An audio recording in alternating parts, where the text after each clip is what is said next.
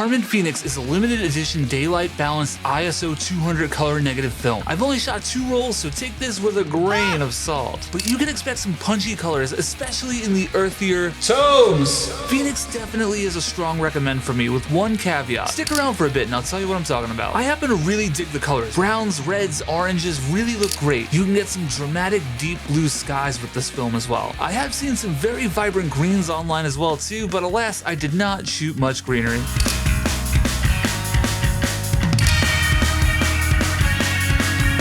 I went to Vegas and Death Valley in December. You know, a nice little birthday gift to Lou. Just kidding, I hate that guy. While in Vegas, I of course had to eat at the Egg and I, which is probably my favorite restaurant in America. No big deal or anything. I definitely didn't go there like 5 days in a row or anything like that. But the reason I bring this up is because there's a camera store right next to it. And the dudes who work there were talking the craziest shit about Harman Phoenix. They were saying the film sucks, it's terrible, it's ugly. They were saying every single shot was overexposed and the colors were bad and the grain and blah, blah, blah, blah, blah. They deadass said, don't buy Phoenix, buy Fuji 400 instead, which sounds like a YouTube title. Well, hello there, my precious little eggies. I'm Lou, and I'm here to say, fuck what you've heard. Phoenix surely isn't perfect, but it's far from bad.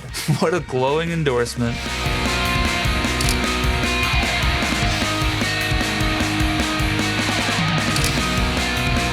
I really couldn't be happier with my role from Death Valley. The contrast really helped capture how dramatic and otherworldly the landscape is. If you can, you gotta explore Death Valley for yourself at some point in your life. And I gotta tell you, December is not a bad time to go. The typically hottest and driest place on Earth was a pretty comfortable 70 degrees. That's this many degrees in Celsius for my friends across the pond. And it rained, so Bad River Basin had a little lake pond action going on, which made for some really cool reflections. This photo is a total mindfuck.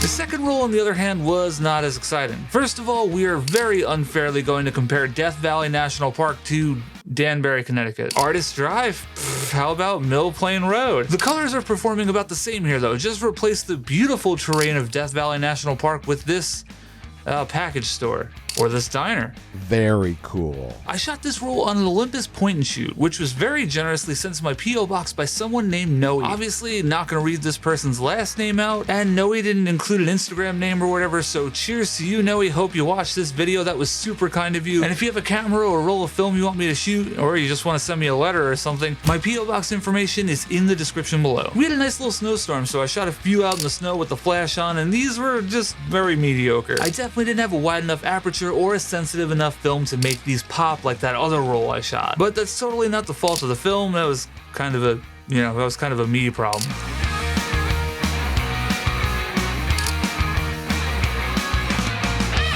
Let's talk about the grain for a second. It's about as subtle as a brick in the small of my back, so let's end this call and end this conversation. Sorry, I had to do it. I like it though. In my advanced age, I've grown to love the grainier films, but that's kind of a user preference thing, so that's really up to you. It's $13.99 for a 36 exposure roll, which as far as film prices go nowadays, that's pretty good. Phoenix is special because it's an experimental film. It's a brand new emulsion developed by Harman in the UK. This is straight from the horse's mouth. We have not set a fixed date or quantity with work already underway on future generations. However, we want enough people to be able to shoot Harman Phoenix, as the feedback and revenue generated will help steer the development of our future color films. Side note, I know that's the English spelling of the word color, but I always read that as color. So this is all cool, right? This is obviously a good thing for the wacky world of film.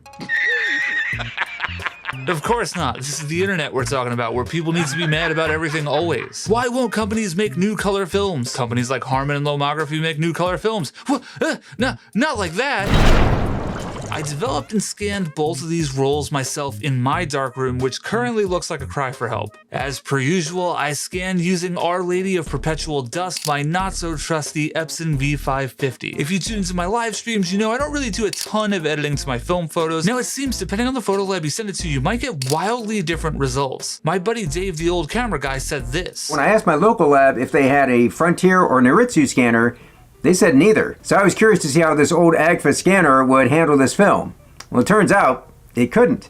It wouldn't recognize the developed negatives as color film. They said they could maybe try to scan it as black and white, but I didn't see much point in that. I mean, these negatives look weird as fuck. Before you shoot, they're almost like a lime green color. What the hell is even that? And after you develop them, they don't have that orange base that many scanners are so used to. So it's possible that many people online are hating on this film because they got some bad scans back from labs that don't really know what to make of this film yet. I think you gotta develop and scan this film yourself right now. And if you did shoot a roll of this and got bad results from a lab, it might be worth trying to have a friend rescan it or scan the film yourself. Some other things that people may or may not like about this film. It doesn't look like there's an anti-halation layer on this film. I did get some fun halations in some of my photos. I know that's an online topic that's more divisive than the 2020 election though. I think halations are neat. I don't know. And while I didn't notice this myself, I saw some people online saying that certain artificial and indoor lights turn green, but I didn't experience that. I don't know. Phoenix looks good, and more importantly, it's a foundation for more color film to come. This is a net positive. Even if the film isn't quite your tempo, you should probably shoot a roll or two. You might be surprised by the results like I was, and more importantly, you're supporting a company that's doing cool stuff for the wacky world of film.